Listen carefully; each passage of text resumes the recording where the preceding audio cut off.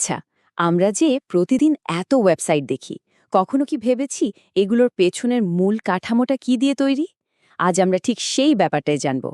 ওয়েবের একেবারে মূল ভিত্তি, মানে HTML এর দুনিয়ায় ডুব দেব।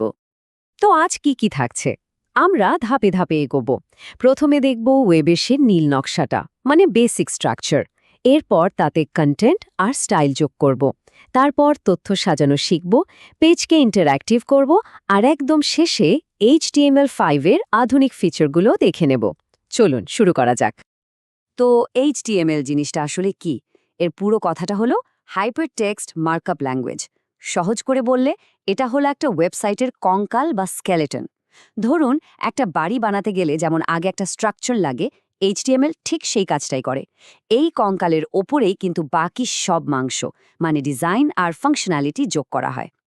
বেশ, তাহলে চলুন প্রথম ধাপে যাই, ওয়েবের নীল নকশা। এখানে আমরা দেখব একটা HTML ডকুমেন্টের একদম বেসিক স্ট্রাকচারটা কেমন হয়। ওই যে বললাম বাড়ি তৈরির ভিত্তি, ঠিক সেরকমই ব্যাপার।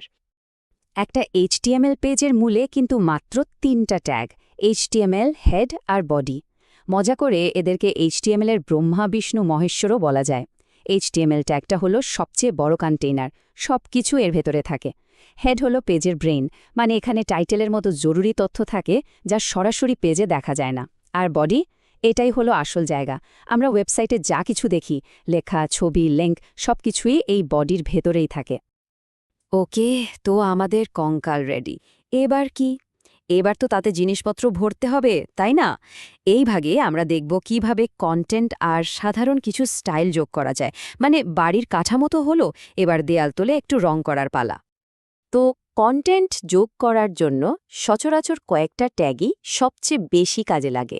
যেমন পি ট্যাগ দিয়ে আমরা প্যারাগ্রাফ লিখি, অন্য কোনো পেজে লিংক করতে চাইলে লাগে এই ট্যাগ, আর ছবি দেখানোর জন্য তার জন্য আছে IMG ট্যাগ। আর হ্যাঁ, আরেকটা মজার জিনিস হলো কমেন্টস। এটা অনেকটা ডেভেলপারদের জন্য লুকিয়ে রাখা নোটের মতো, যা ওয়েবসাইটে দেখা যায় না। আর দেখুন, খুব সাধারণ কিছু ট্যাগ দিয়ে লেখাকে কতটা আকর্ষণীয় করে তোলা যায়। এই যে বি ট্যাগ দিয়ে লেখাটা বোল্ড হয়ে গেল, বা আই দিয়ে ইটালিক, মুহূর্তের মধ্যে টেক্সটের চেহারাটাই বদলে গেল। এইগুলোই হলো HTML এর ছোট ছোট ম্যাজিক, যা লেখাকে দেখতেও সুন্দর করে, পড়তেও সুবিধা করে। আচ্ছা, কন্টেন্ট তো আমরা যোগ করলাম, কিন্তু সব যদি এখানে ওখানে ছড়ানো ছিটানো থাকে, তাহলে কি দেখতে ভালো লাগবে? একদমই না। তাই এখন আমরা দেখব কিভাবে এই তথ্যগুলোকে সুন্দর করে সাজানো যায়, মানে অর্গানাইজ করা যায়। তথ্য সাজানোর সবচেয়ে সহজ উপায় হল লিস্ট বা তালিকা বানানো। HTML এ মূলত 3 রকম লিস্ট আছে। ধরুন, একটা শপিং লিস্ট বানাচ্ছেন, যেখানে আইটেমগুলোর ক্রম বা অর্ডারটা জরুরি না, তখন ব্যবহার করবেন UL বা আনঅর্ডার্ড লিস্ট। আবার ধরুন, কোনো রেসিপির স্টেপ বাই স্টেপ গাইড দিচ্ছেন, যেখানে 1 2 3 করে ক্রমটা খুব জরুরি, তখন লাগবে OL বা অর্ডার্ড লিস্ট। আরেকটা আছে DL, যেটা কোনো শব্দ আর তার সংজ্ঞা দেখানোর জন্য কাজে লাগে। মানে প্রত্যেকটার কাজ আলাদা, কিন্তু লক্ষ্য একটাই, তথ্যকে গুছিয়ে রাখা। কিন্তু লিস্ট দিয়ে তো শুধু এক লাইনে তথ্য দেখানো যায়। যদি ডেটাটা আরও জটিল হয়, ধরুন কোনো পরীক্ষার রেজাল্ট শিট বা একটা টাইম টেবিল, যেখানে রো আর কলাম দুটোই লাগবে, তখন কি হবে? লিস্ট দিয়ে তো এটা করা যাবে না। এই সমস্যার সমাধান হলো টেবিল। দেখুন, এখানে টেবিল ট্যাগের ভেতরে TR দিয়ে রো তৈরি করা হয়, TH দিয়ে টেবিলের হেডার, আর TD দিয়ে প্রত্যেকটা সেলের ডেটা ভরা হয়। ব্যাস, দেখুন কি সুন্দরভাবে ডেটাগুলো একটা ছকে বসে গেল। জটিল ডেটা দেখানোর জন্য টেবিলের কোনো জুড়ি নেই।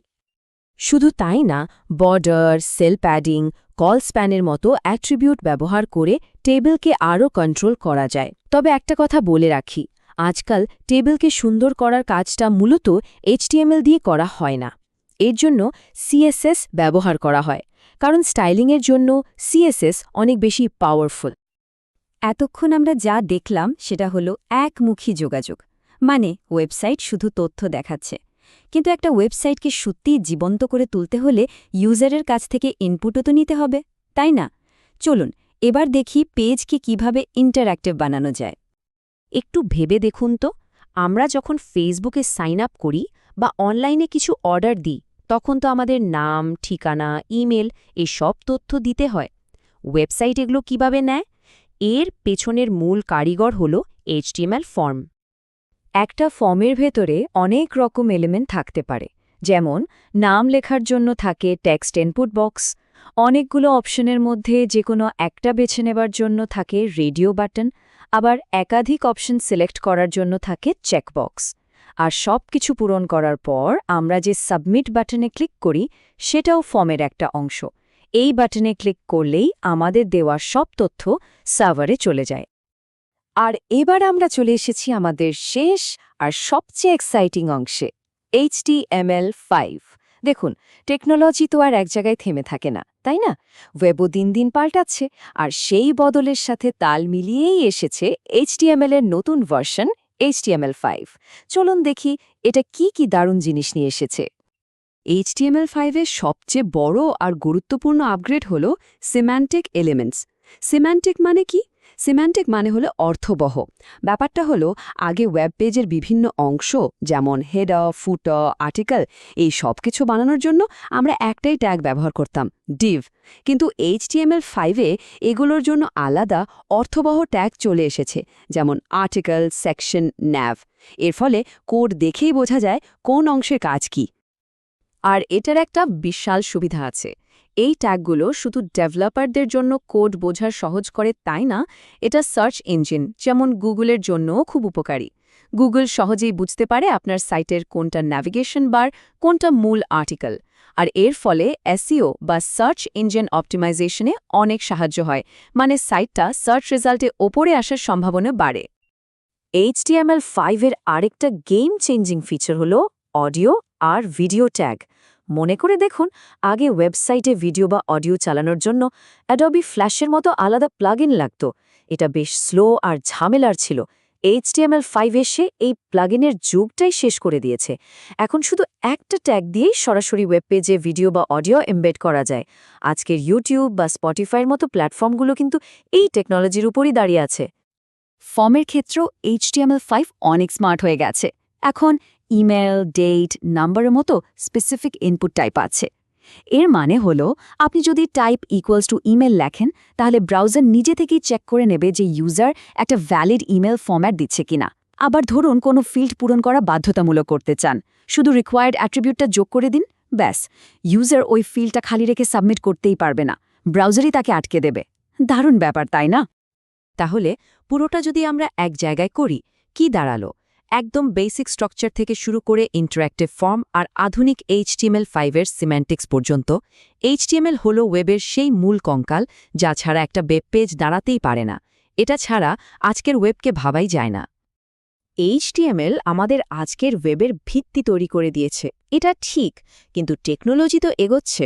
আমাদের ডিজিটাল দুনিয়া এখন আরও ইমার্সিভ হচ্ছে। আমরা ভার্চুয়াল রিয়ালিটি, অগমেন্টেড রিয়ালিটির কথা বলছি। তো প্রশ্নটা হলো, এই ভবিষ্যতের ওয়েবের জন্য HTML-এর পরবর্তী বিবর্তনটা ঠিক কেমন হতে পারে? এটা কিন্তু ভাবার মতো একটা বিষয়।